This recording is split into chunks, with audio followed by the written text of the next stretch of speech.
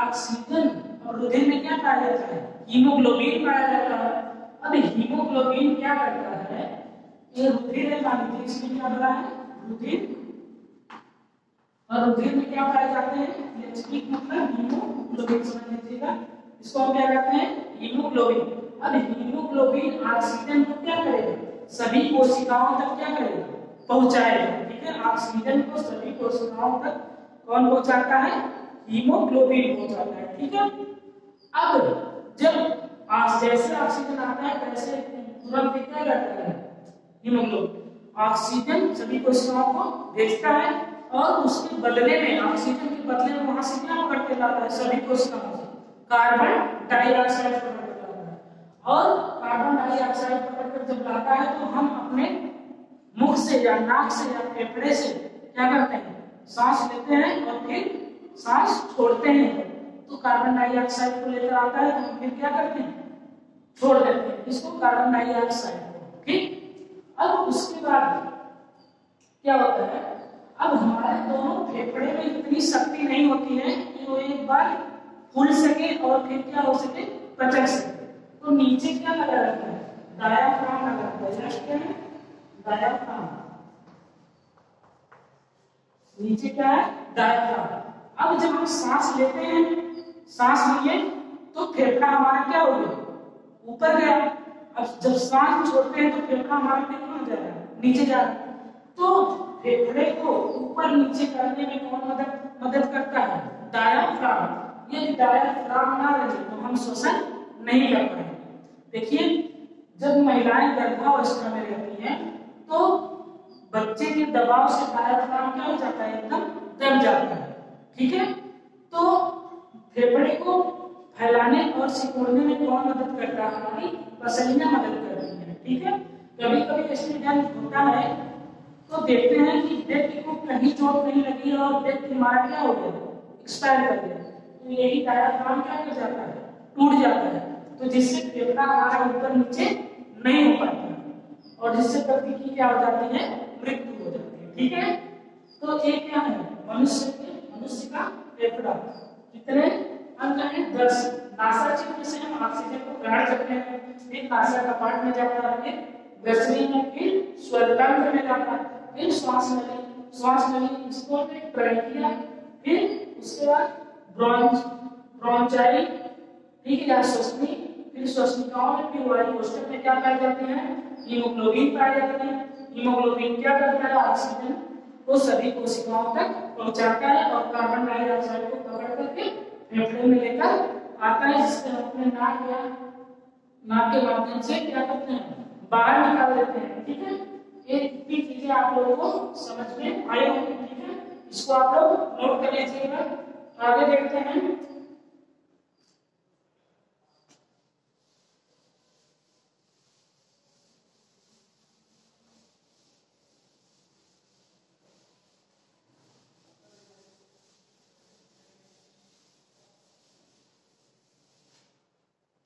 देखिए आगे देखते हैं।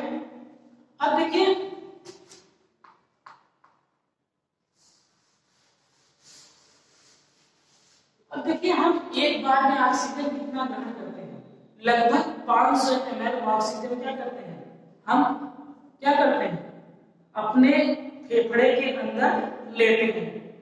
ठीक है, और हमारे 500 ml क्या करते हैं, ऑक्सीजन अपने अंदर फेफड़े में लेते हैं। ठीक है, जिसको हम क्या कहते हैं, टाइडल वैल्यू, जिसको हम क्या कहते हैं, टीवी, जिसको हम क्या कहते हैं, टाइडल वैल्यू कितना होता है, 500।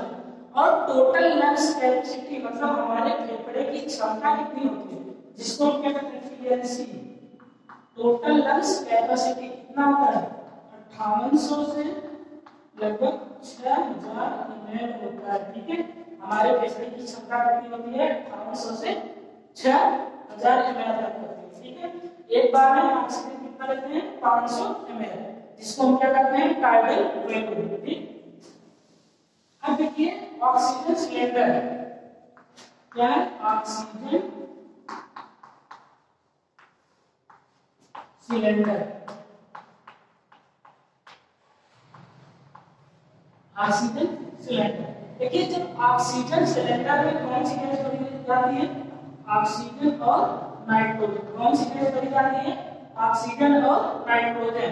व्यक्ति जब पर्वत पर चढ़ता है, जब पर्वत पर चढ़ता है तो ऑक्सीजन के साथ उसके सिलेंडर में कौन सी गैस भरी जाती है, नाइट्रोजन।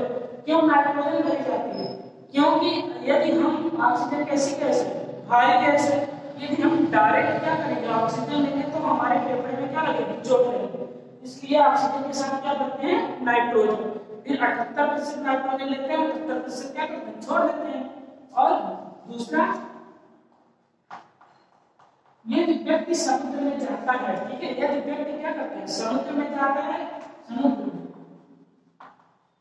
समुद्र में जाता है तो ऑक्सीजन के साथ क्या भरी जाती है, नाइट्रोजन। और यदि व्यक्ति समुद्र में, यदि व्यक्ति समुद्र में 300 फीट के नीचे जाता है, 300 फीट के नीचे जाता है तो उसके सिलेंडर में ऑक्सीजन और हीलियम गैस भरी जाती है।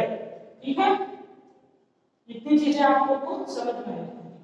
देखिए जब व्यक्ति आईसीयू में रहता है, ठीक है, आईसीयू, जिसको हम क्या करते हैं, इंटेंसिव केयर यूनिट, क्या करते हैं, इंटेंसिव केयर यूनिट, तब उसके सिलेंडर में कौन सी गैस भरी जाती है, ऑक्सीजन और हीलियम गैस भरी जाती है। कौन सी गैस, ऑक्सीजन और हीलियम गैस भरी जाती है।